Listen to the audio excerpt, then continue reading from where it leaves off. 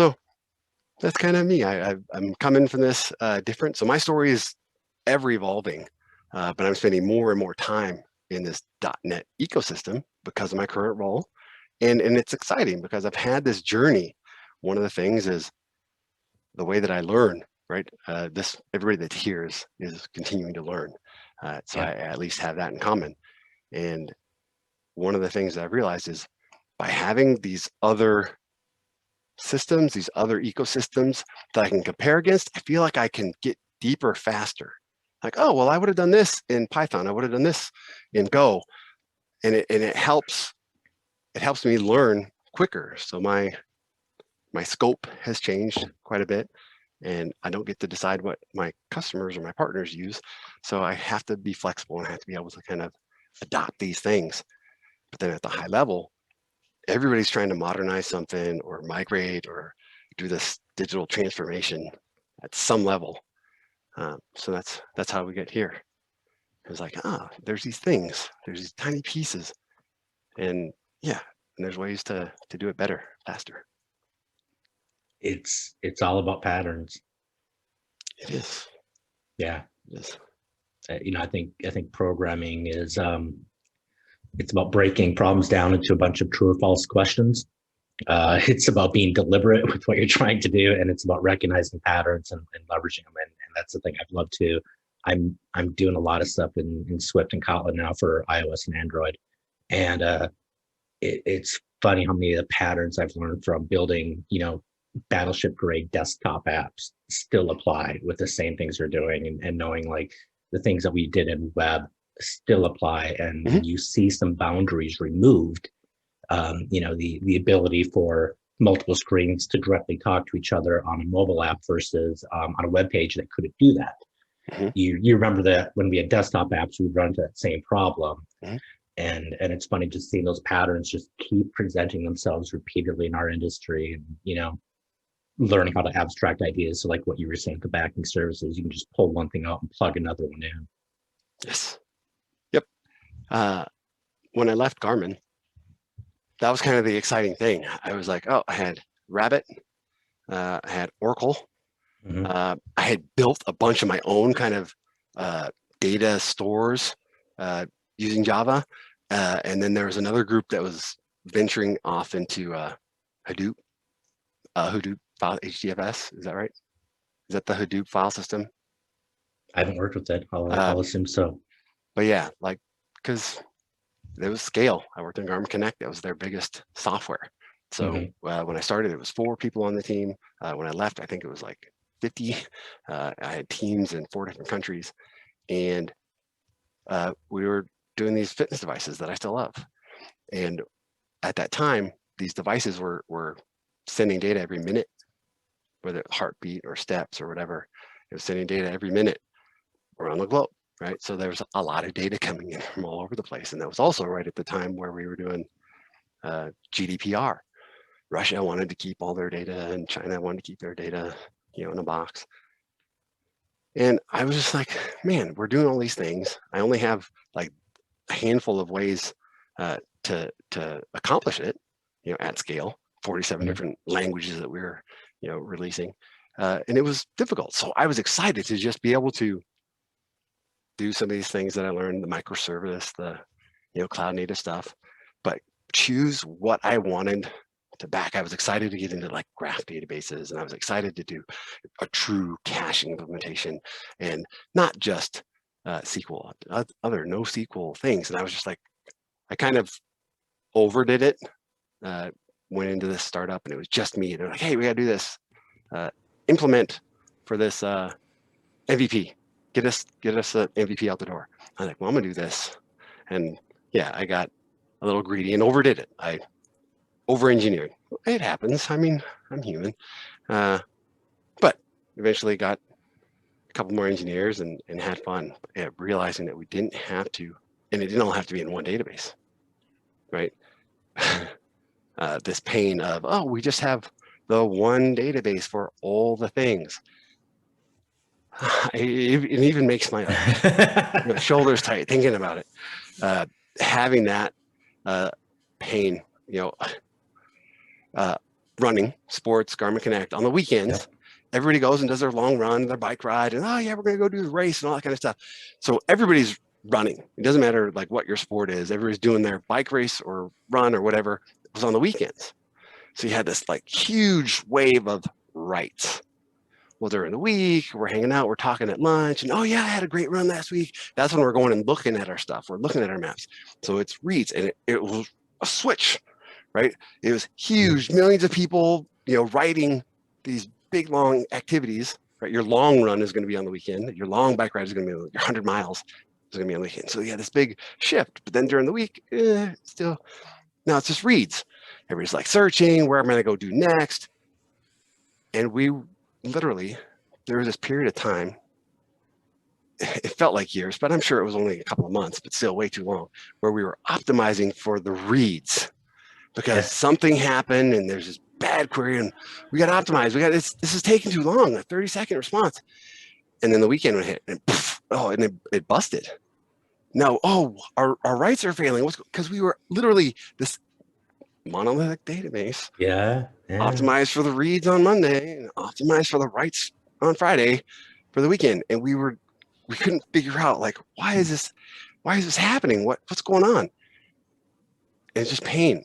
You have to like take a step back. Like, why are you continuing to bang your head on that wall? So it felt good. It felt good to get out. Cool. Well, for everybody coming in, DaShaun and I were just kind of chatting, and this is actually kind of a good little intro for him as well. I think that we're tapering off on some of the people attending right now, so I'll continue to let people in as they do. I did want to welcome everybody to kind of a special .NET user group meeting today.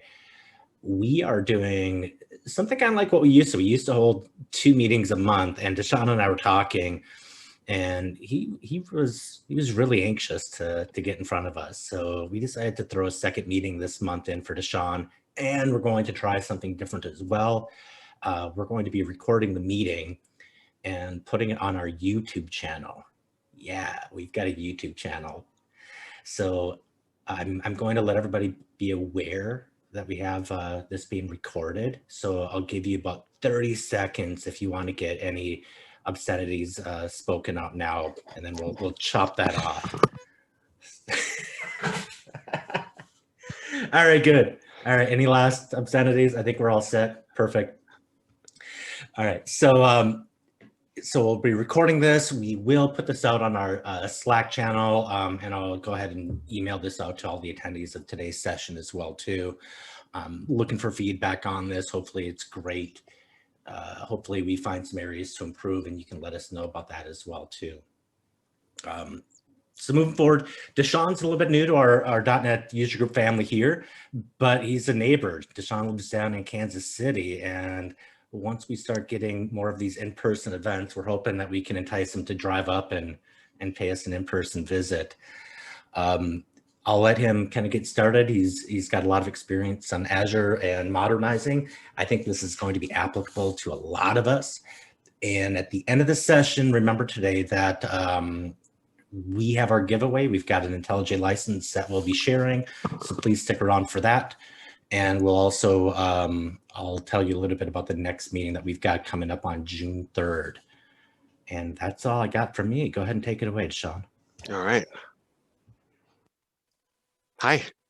I do this, that it has the automatic turn off of the microphone, and I just thought that was a thing. I thought that, oh yeah, this is the headphone that does that. And the first time that I actually needed to do it, my kids were down the way. We're in the middle of this big demo, and I see that they're doing something they're not supposed to be doing. And I flipped my microphone up and I said, no! Customer was actually on the line. We were getting in the middle of this, whatever migration or whatever it was. And they went, what? It flipped, but I didn't have the right thing configured so that automatically muted it. So there was 20 people on the call. I screamed at my kids saying no. And the person that was driving the keyboard freaked out. So funny story about the microphone. It's one of those things. So why Redis? I like Redis. I used to work at, this is my 214th day as a partner solution architect at Redis Labs. Before that, I was at Pivotal. I was a happy customer going into Pivotal, but I had no idea what I was doing. I was an engineer before that. And yeah, I was a happy customer. I had a lot of success using Pivotal and the Pivotal ecosystem and the people. The people were amazing all the way down. Before that, I was at Garmin Connect, big software, a lot of fun. I learned a bunch, but it was a monolith. And that's where, yeah, I had that pain, the scar tissue of this is too big, changes impact things that they shouldn't be. And it was, yeah, it was hard to manage. And that was kind of that moving into this microservice approach and coming from a monolith. How do you do that? And it was a long process, and it's still, everybody's continuing down this process. But yeah, I am a neighbor, and I also graduated Iowa State University in 1999. I did the solar car team. I was a Phi Delt, and I was a cheerleader. I was a captain of the cheer squad for a while. Performance matters. So I'm gonna just kind of talk. We'll keep it informal. I'll try and keep my eye on the screen. But yeah, if you've got questions, feel free to ask as we go. Again, this is kind of a new journey for me, and it's a good story. It's an exciting story that continues to change every week, every time I tell it. Latency is the new downtime. I think it was my first week here. I was dealing with customers, and they were trying to get under 8 milliseconds. This whole like 8 milliseconds was just too slow. If you remember the GameStop stuff with the, I don't remember, Robinhood stocks. Hey, we're going to do all this stuff. They were doing all the stocks for free. Well, all those trades were being paid for by some other financial institution, but they were given this small amount of time in order to decide if they wanted to make a trade as well. You know, they're paying for this one. Do we also want to make a trade? So this whole thing, these like milliseconds and sub-milliseconds, immediately, you know, right as I'm starting here at Redis Labs, it was all super relevant. This real-time, near real-time approach. So if you are building slow apps, please put a comment in the chat. Raise your hand if you are building slow apps where the time doesn't matter, the speed doesn't matter. Because I'd really like to hear, I want to understand, where is that? What space is that in? Feel free to comment. Don't have a whole lot of examples of these yet.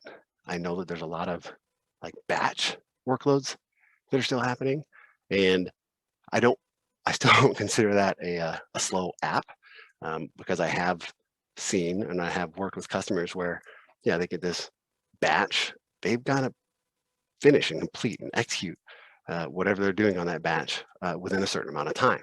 So it doesn't matter that it's a kind of one-off and running in that mode, it still has to execute and still has to be delivered back to the customer or to the rest of the work.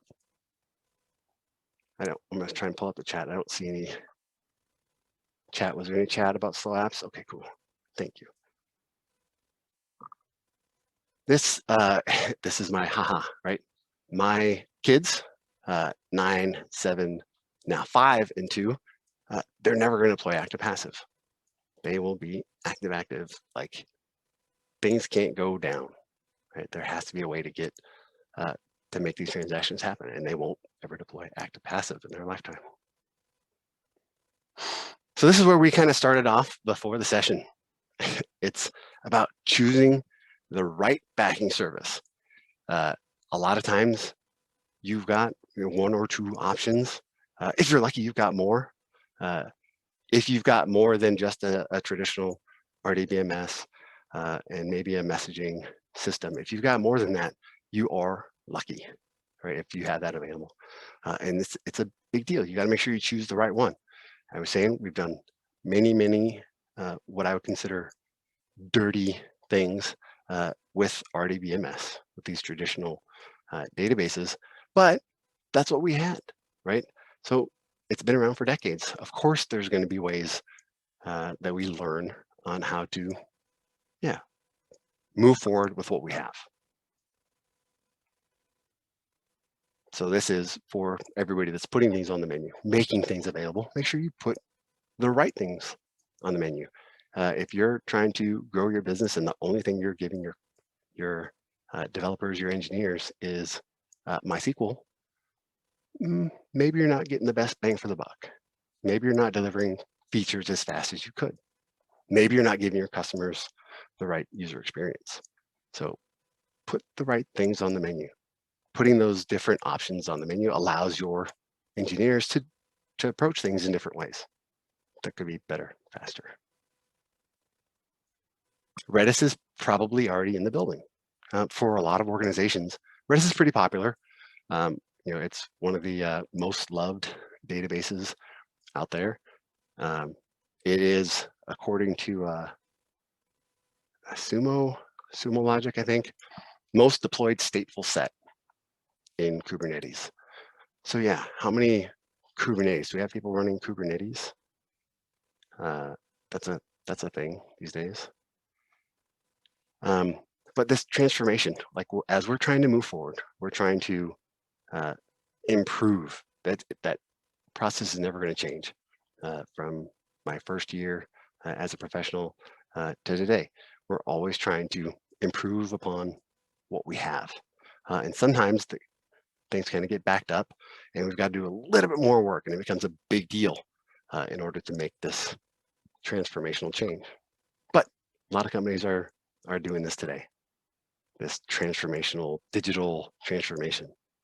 So my first question is, can you modernize using the exact same stack? So if we don't change anything, and the way I posed it to some friends is going from .NET Framework to .NET Core. Like that's it. Hey, we just want to get these things to .NET Core. Is that modernizing? Is that a transformation? Thoughts, opinions? Feel free to turn on your mic. What is modernization?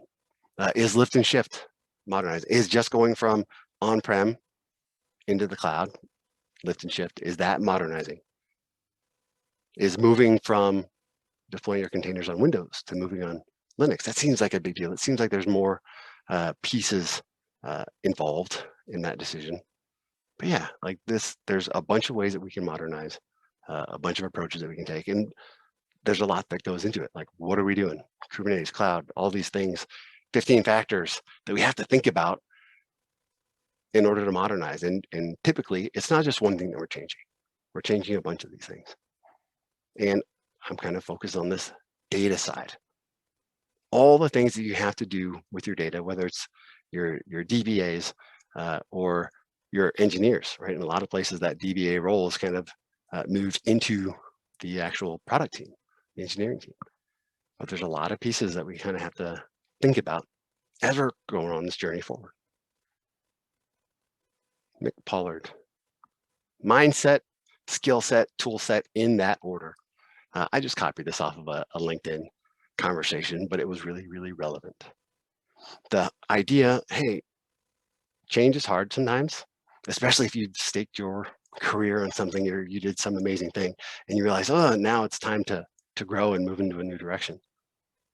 This is a difficult process. There's always going to be some pushback. Things like this, talks like this, understanding how to explain things, understanding in order to be understood, right? This is a big part of it. Having the ability to kind of explain what you're trying to do. It's a difficult task. It's a difficult journey, but this is how I learn. This is how I understand things better, is kind of by sharing. Here's my approach. Here's what I've done. Here's what I learned from that. And I try to practice it so that I can understand it better and have more success in my journey going forward. Moving stateless apps to the cloud, it seems easy to me right now. We have Kubernetes, we have Cloud Foundry, we've got tons of other options for getting these apps moved around and keeping them resilient, right? I can stand up 20 instances of that Docker container. But the problem was like, if we did that, what about the data? So my time as a solution architect, platform architect at Pivotal, I saw this. I saw that, oh yes, we can get these apps, and we can get these apps to scale, and we can do the hybrid cloud, and we can do the multi-cloud. But the apps that were being left behind that weren't able to go on that journey were the ones that were stuck to their data. They were tied to big traditional RDBMS or other, right? They had that gravity, and I don't like that term. I understand it; it makes sense to me, but I don't like to use it. I don't feel like it should be a crutch like it is, because we have ways of doing it. We have Kafkas, and we have Redis, and we have these patterns that we've seen other customers do, and there's tons of stories around it. So whenever I hear gravity, I think, oh, somebody's using that as a crutch. Somebody's not wanting to put in the work, or they've not seen that pattern. So that's kind of what I'm trying to do today. I want to kind of introduce, I won't go too deep, but I want to introduce some of these things that allow that monolith to start to break apart with near real-time results. I'm going to scoot through. Zero downtime. I talked about active, passive. Again, my time at Garmin, I think these things have changed now, but everything came back to Olathe, Kansas. And we had these huge databases that they had a party when they did the upgrade from whatever version it was, 11G to 12G. There was a party, they did the not graffiti, they did the party stuff in the little common area. It was a big deal doing this migration that took years. They did another migration. The IT team was putting out this new storage, right? Whatever it was. And I got excited about it because I saw it on my email. I was like, hey, yeah, we could really use that inside of Garmin Connect. I said, can I get some of that? And they said, no, we can't do it yet. So even though they made this big hurrah about having this new thing deployed, we couldn't use it yet. But they checked their box, right? It was in the data center, in the one data center. And at that time, we were everything came back to Olathe. We had backups and all that kind of stuff figured out, and resiliency in the building. But still, we were just starting to explore these other data centers around the globe. And they are definitely around the globe now.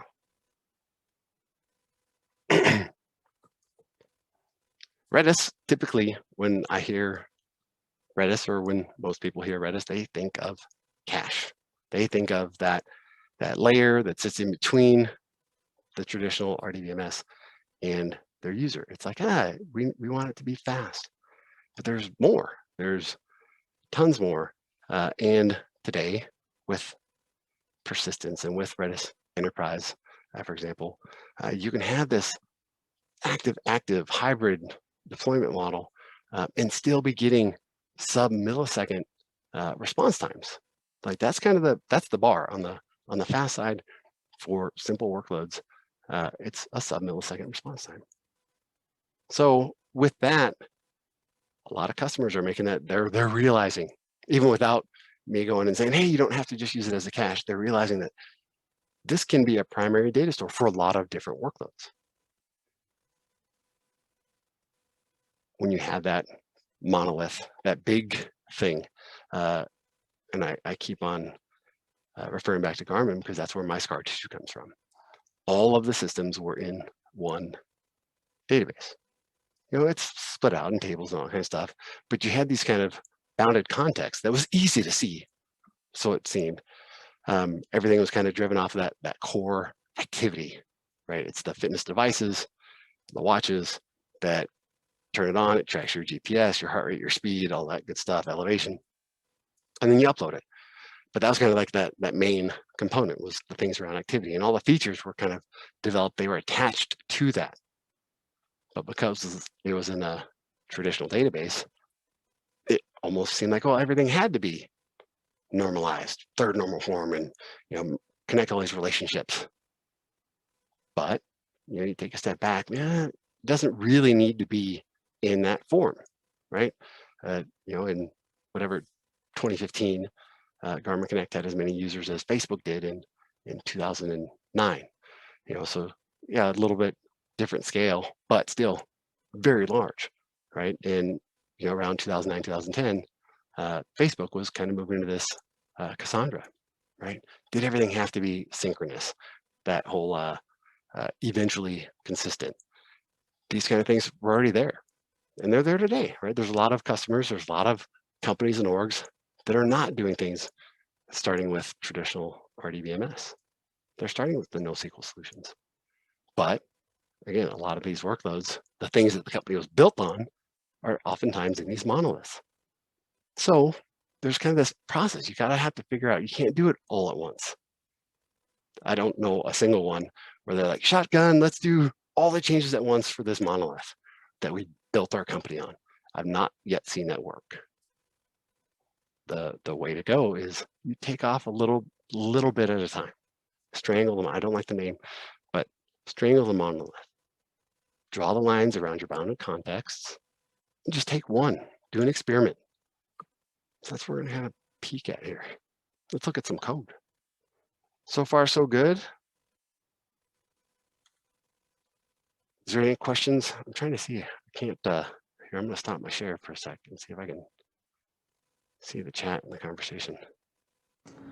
I'm keeping an eye on the chat, and if you don't pick something up, I'll make sure to share that with you, okay? Awesome. Awesome. Teamwork. Yes. So Redis, it's this thing. It's got different data types. So for just a little bit, we're going to throw away everything that we know and love about traditional SQL RDBMS. And I'm going to just run this. It's not like super exciting. I'll clear it and we'll run it again. This is just Redis. So all this did was run through all of the examples. So I'm going to start with the string. This is typically what you would start with. And I think I can even go like this.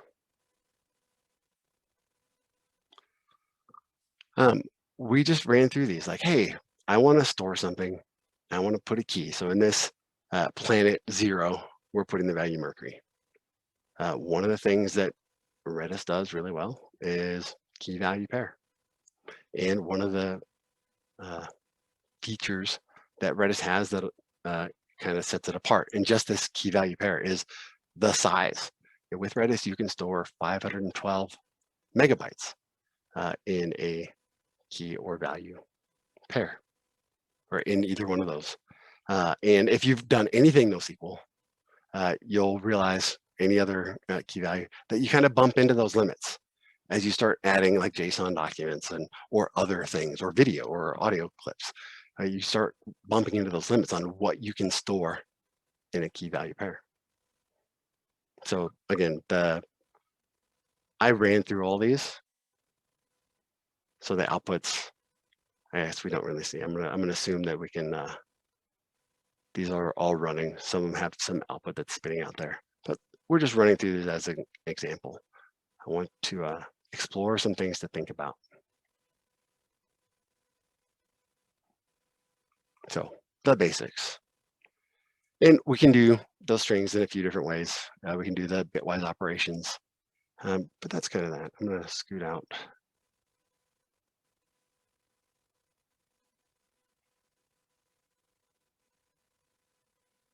And we go to the next one. So the next one, this is kind of like the easy baby step for me and for a lot of workloads, is getting to the hash.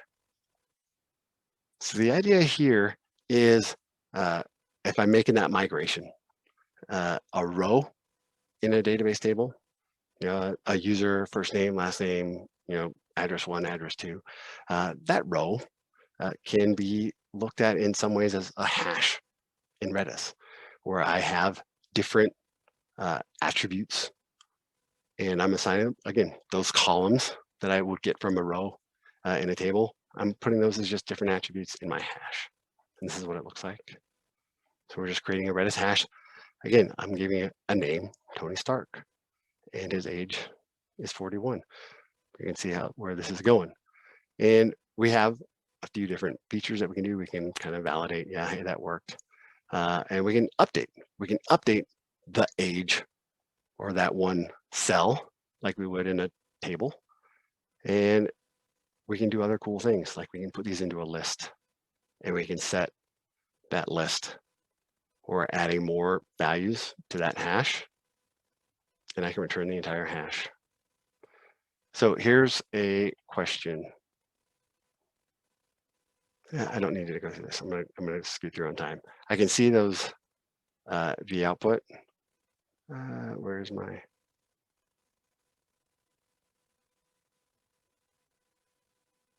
I can't see where the hash one starts. Oh, it didn't do any output. I'm gonna keep on going, but that's that baby step. I've got this data that doesn't really need to be normalized. I can throw it into a hash and I can get a ton of value out of that. Next, I'm going to go into a list. The idea that I can grab some data and I can, as a list, throw it into my my data store, into my database. The alternative, I need a list of things. Here we're using the different Avengers, but like products, a product list, right? The way that you would typically go about doing that in RDBMS is you'd have a product table. If you wanted to get the list of names, you would select from that table and you just grab the names and you'd output that collection, and in the code you'd convert that collection to either a map or an array of some sort. But that makes sense, right? That's what you do. The nice thing here is you can do that same thing. It's a data type. I can throw all those product names into a list, and then I can just say, hey, give me the list of products. It's a baby step. It's a different approach to think of some of the things that you're doing traditionally. And some even with NoSQL, think of some of those things. How do you approach that in, say, Mongo or Cosmos or other? How do you do just a list? We also have sets. So set list can have more than one set. It's similar, but you can only have one of each. So in that set, it handles that part for you. Hey, throw a bunch of these values into a set. So let's say I'm getting a bunch of inventory in from a bunch of different products, from different partners. I get inventory in and I want to build out, what's that list? What is that set that I'm going to show in the dropdown when people are trying to buy our products? I can show exactly what's there. You know, I've got more than one vendor sending the same product.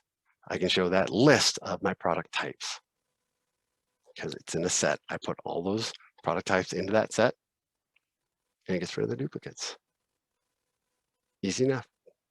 Set, especially if you took computer science at Iowa State. I feel like we spent a year on that. Sets and unions, intersections. It was all fun. This is where things get exciting. We can do sorted sets. So not only is there's, you know, it's a set, one of each, but then I can attach a score to it. Where this gets used quite a bit is in games, the leaderboard. Who's online, right? How long have you been online? Those kind of things, but having that sorted set. So I'm attaching a value. Might also work in markets. Which stock is moving the most today? That little ticker that you see, that's probably a sorted set based on the volume of the trades behind it. This concept, I want you to think now, how would you do a sorted set in a traditional RDBMS? So you've got code that you're trying to figure out who's your most active user. Which one of your YouTubers has the most views, right? Top 10. How do you do that in a traditional RDBMS? It's interesting, right? I've done it dozens of ways, but here I have it. It's an automatic. So just like you would find yourself going and creating a new table for something, users and views on YouTube. Every time somebody clicks the button to view it, we're going to go add on to that user's views. And if you've got millions or billions of users, how easy is that? How fast is that? Now, every time that you're doing that, it's in a sorted set. So you can literally just grab that URL. I don't have to look up anything. I can say, hey, user, add one. You have those kind of features inside of Redis. So more examples, hey, we're adding sorted set. It's the item and the score. So we can kind of see the scores that we've added. Iron Man is 100, Hulk is 250, Spider-Man is 95, Vision is 47. And at the end, I can say, hey, I want to sort by rank with scores. And this one is order descending. So I want the highest at the top to find out who's my leader, who's my strongest. And I'll get the Hulk. Simple things that we know how to do it in other ways, but this kind of just, it makes it a little bit easier. When you can start thinking about what are you really trying to get out of your data, if you've got more ways of storing it, it helps. These are different just data types. And you get all of this. This is all Redis OSS. You get this out of the box. You can go download it. You can use it right now. Like this is just like scratching the surface. We also have PubSub. As we're kind of growing, we're moving into this cloud native world. Everybody's doing this transformation. I have a data store that I can do these sorted sets, and it can be my cache, but it can also be my message broker. I can do PubSub with Redis. And this is amazing. So if I've only got one thing on the menu and it's Oracle, and I wanted to do all these things, it becomes a little bit difficult. Easy, just one change, take that Oracle database, assuming that we have ways of doing it, at least we can do hashes, move that data, and then also get a message broker. Again, nobody's doing that at enterprise scale today, but you have, if you break down these bounded contexts, you're going to find these workloads that fit really, really well. And that's all I'm trying to do.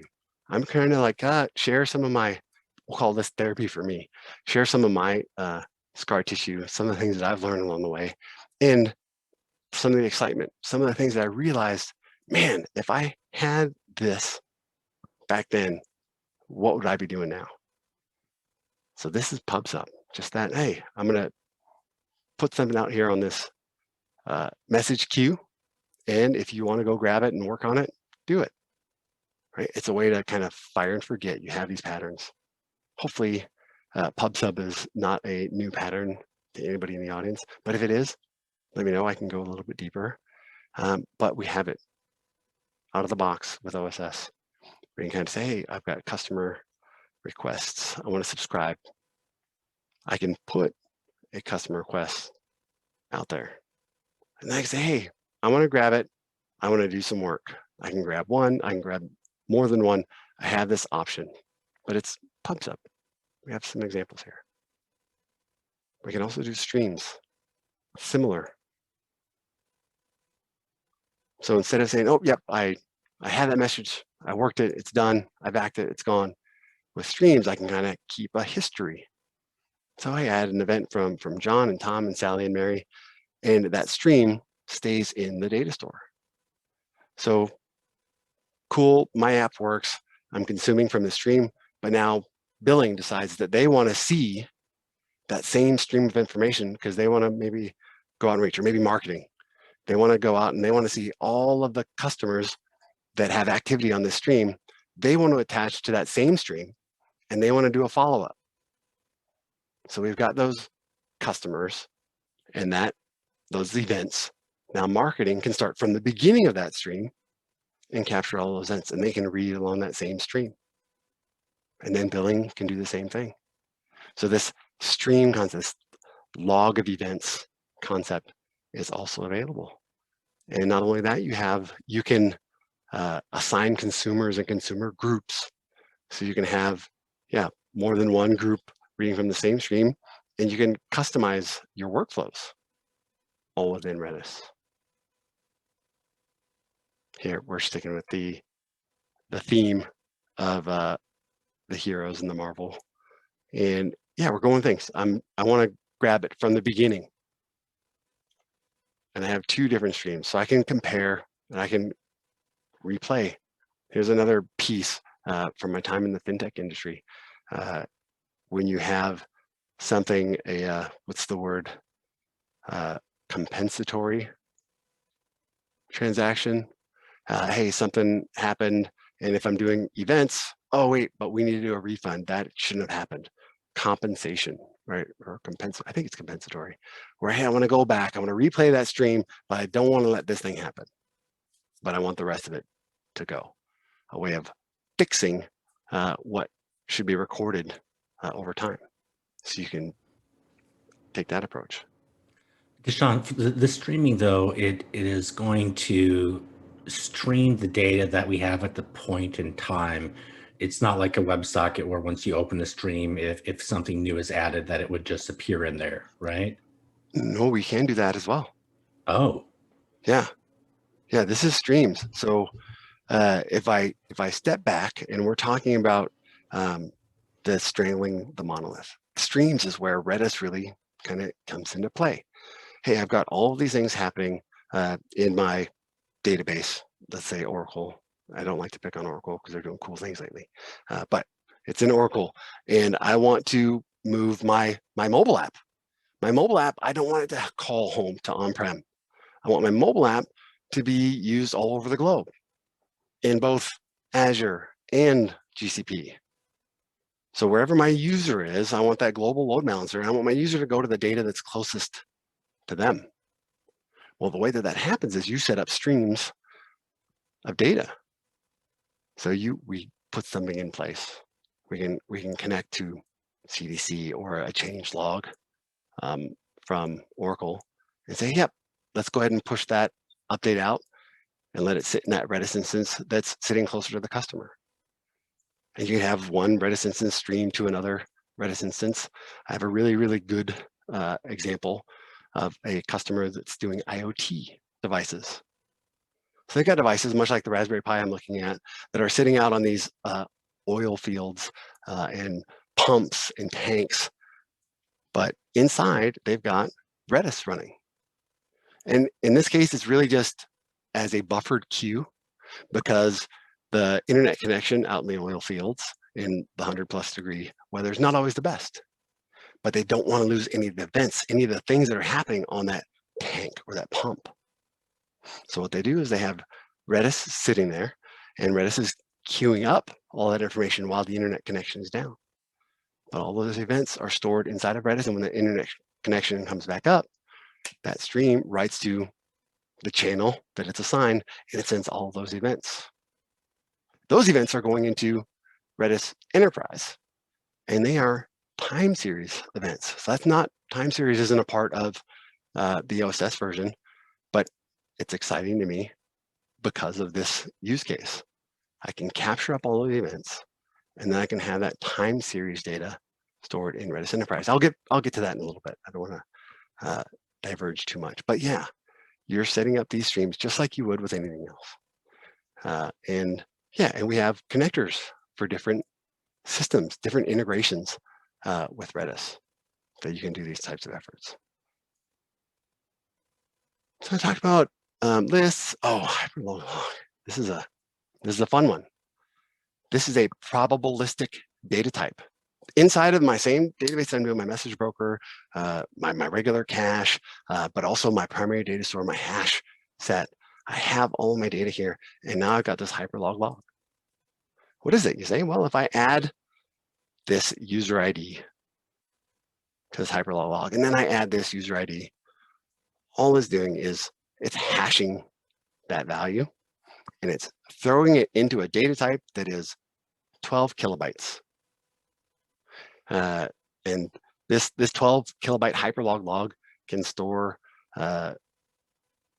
all of the users on large YouTube, for example. So that little number that you see on YouTube, like how many views? Well, you don't get a new view if one person just goes and in clicks, you want to have it unique users view this thing. And you can do that by grabbing that username, boop, throw it into your Hyperlog log. And now you've got this, oh, it might not be, there might be duplicates. It's a probabilistic data type, but you can say, hey, yeah, we do have about 5 billion people have viewed this video, right? Plus or minus 1 or 50, not a big deal. But that 5 billion number, that all of those unique views are stored in a data type that's 12 kilobytes.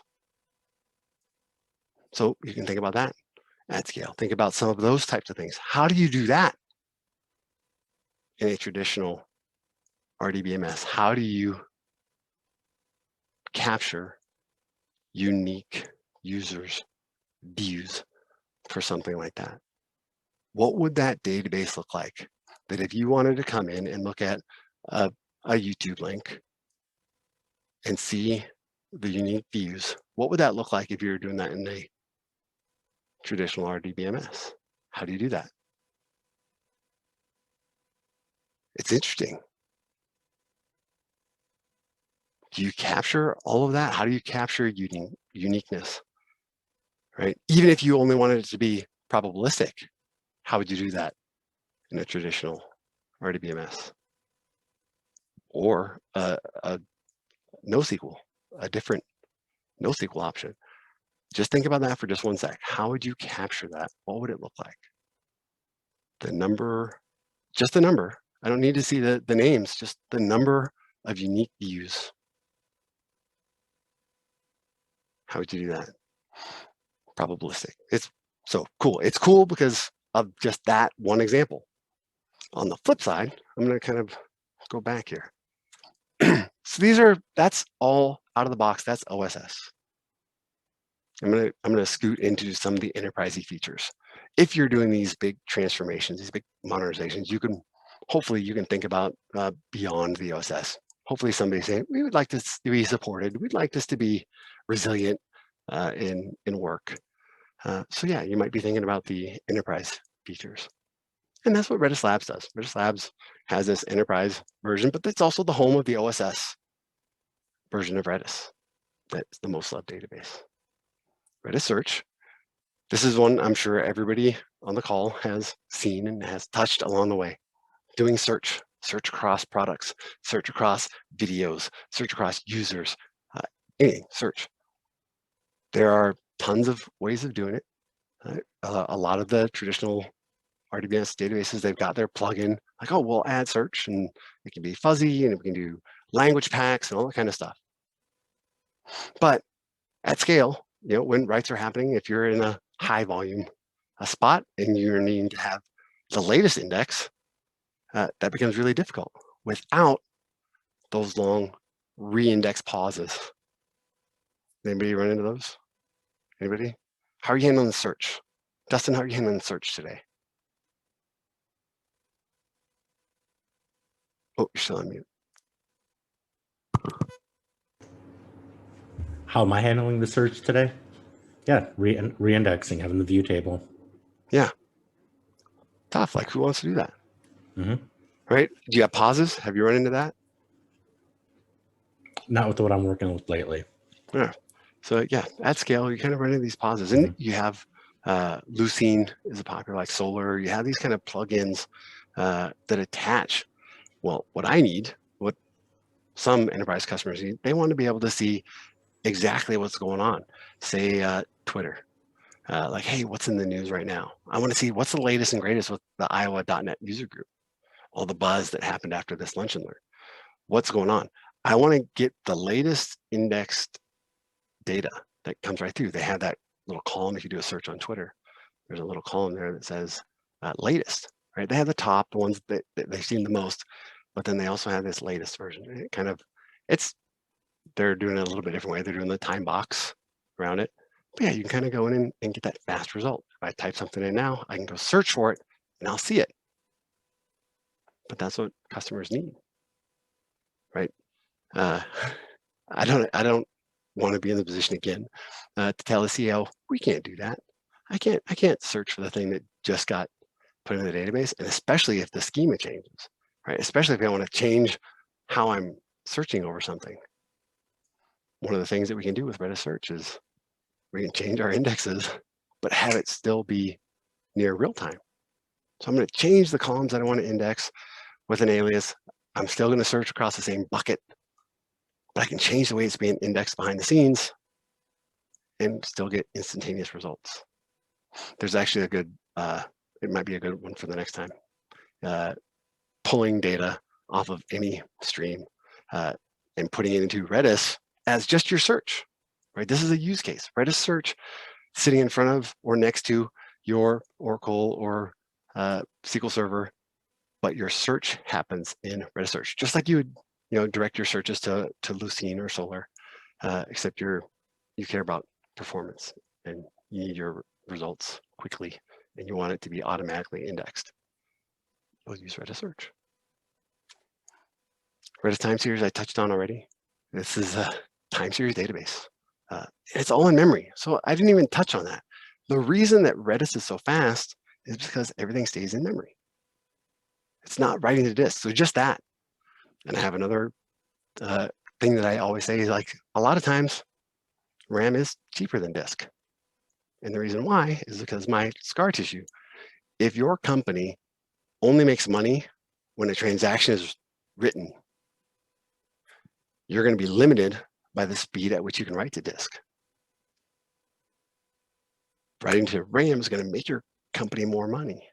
So in a case like that, and I have references, disk is more expensive than RAM because you can do more. Because it's in memory, you can handle more connections. Your responses are coming back faster. Again, I talked about sub-millisecond. Your responses are coming back faster. Your connections aren't staying open as long. And this is one of those things. Anybody that's done anything at scale has done the dance on connection pooling. Well, how many do I do? And we always start with 10. Then I got to scale out more instances. How do you do connection pooling? Like, everybody's done that dance. Not everybody, but that's one of those things that you get scar tissue from, is trying to figure out what's the right number. What's the right number for what we're trying to do? Those things are gone. You can reuse your connections, but the connection timeouts, right? Connection pool, strangling, that doesn't happen, right? It scales a whole lot easier. The other thing, because it's in memory, it scales linearly. So if I want to go from 25,000 users to 50,000 users, I can just double it. Can't necessarily do that. I remember, again, it was Oracle like Garmin. We're pushing the limits on the database, but in order to get that little piece beyond what we were doing, it was a 7 or 8 figure number for that check, for that commitment, just to get that little incremental benefit above what we were doing. Redis scales linearly. So whatever that X number is, you want to double it, you double that X number. So you'll get that same ROI that you did at X, at 2X. Redis time series, it's cool. Redis Bloom, this is a probabilistic data type that says, hey, user, yeah, I can have that kind of unique number of users, but this way I can say, yeah, that's already there. So instead of saying, hey, yeah, this is a unique cache spread out, it's kind of the reverse. One is, I have a high probability that it's not there on the Hyperlog log. And then on the other, on the Redis Bloom, is I have a high probability that it is there. So you can kind of determine on, do you want to add another thing into this data type? It handles that decision for you. Does this thing exist? Does it not? So that use case is deduplicating data. I haven't gone a whole lot into Redis Bloom, but just these concepts that I'm getting new unique views. I don't want to write them all. I don't want to have all those events go to marketing. I want to make sure that every user that comes to my grand opening or whatever, that they only get one piece of swag, one pencil, one keychain, whatever it is. Hey, DaShaun, we've got a couple of minutes left here. I see that there's one question in the chat about asset compliancy. Yeah, we can do that. So it takes some some work, but we do have it. I don't have like all of that talk track, but I'm happy to take it offline. Okay, and then I think the other part too is, were there any gotchas around eventual consistency with the multi-node configuration? So, I didn't, there's not. So let me see if I can pull this up real quick. Have you guys seen Excalibur? Let me see if I can do this.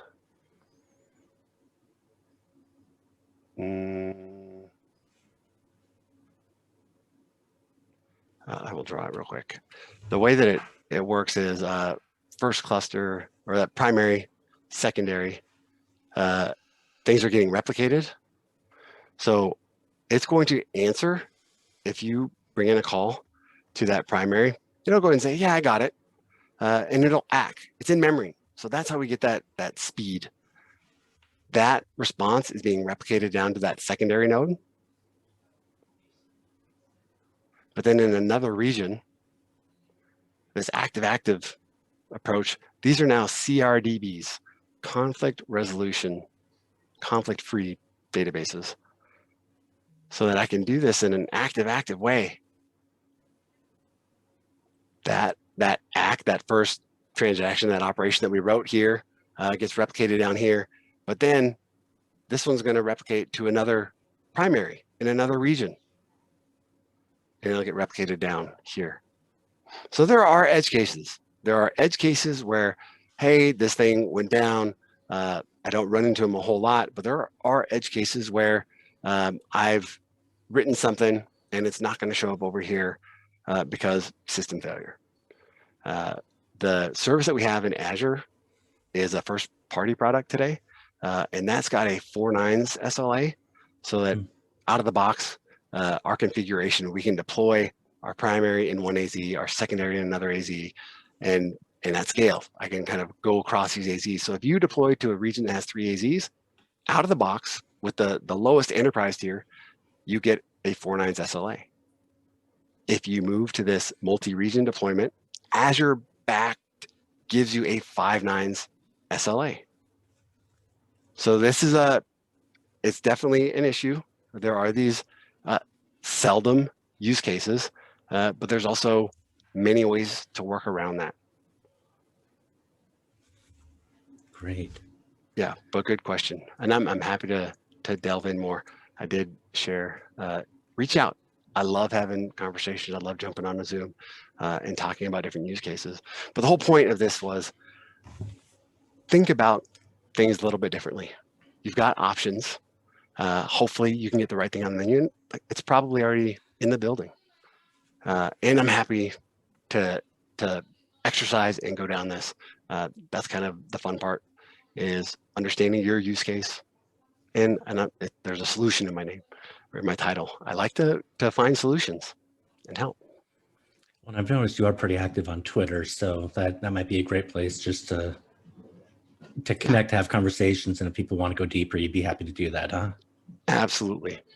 Excellent. I make myself available. Yeah, on my website, on DaShaun.com, you can actually find my calendar. So yeah, find time. That works.